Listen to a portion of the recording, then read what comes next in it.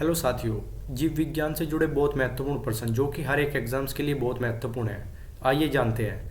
यह विज्ञान की वह शाखा है जिसके अंतर्गत जीवधारियों का अध्ययन किया जाता है। बायोलॉजी दो शब्दों से मिलकर बना होता है, बायो अथवा लोगोस। बायो का अर्थ जीवन और लोगोस का अर्थ अध्ययन, अर्थात जीवन का अध्ययन ही बायोलॉजी कहलाता है। विज्ञान शब्द का प्रयोग सर्वप्रथम लेमार्क तथा ट्रेविस नामक वैज्ञानिकों ने 1801 ईस्वी में किया था।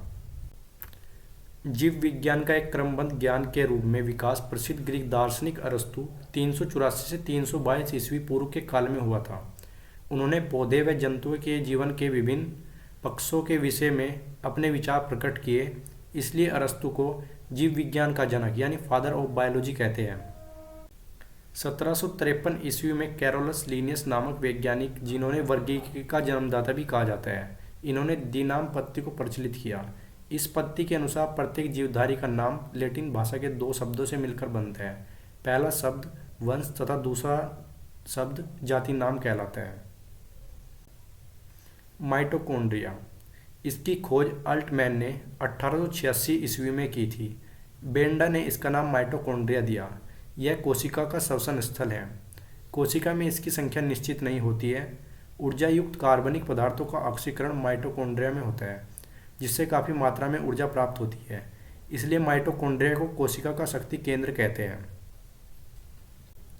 केंद्रक, रॉबर्ट ब्राउन ने केंद्रक की खोज की। यह कोशिका का सबसे प्रमुख अंग होता है।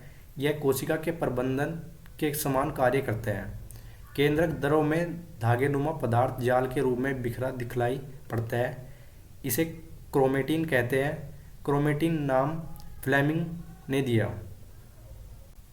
कोर्टेक्स जीवन में नितांत आवश्यक है। यदि यह शरीर से बिल्कुल निकाल दिया जाए तो मनुष्य केवल 1 या 2 सप्ताह ही जीवित रह सकेगा। इसमें विकृति हो जाने पर ऊंचाई में गड़बड़ी उत्पन्न हो जाती है। इस रोग को एडिसन रोग कहते हैं।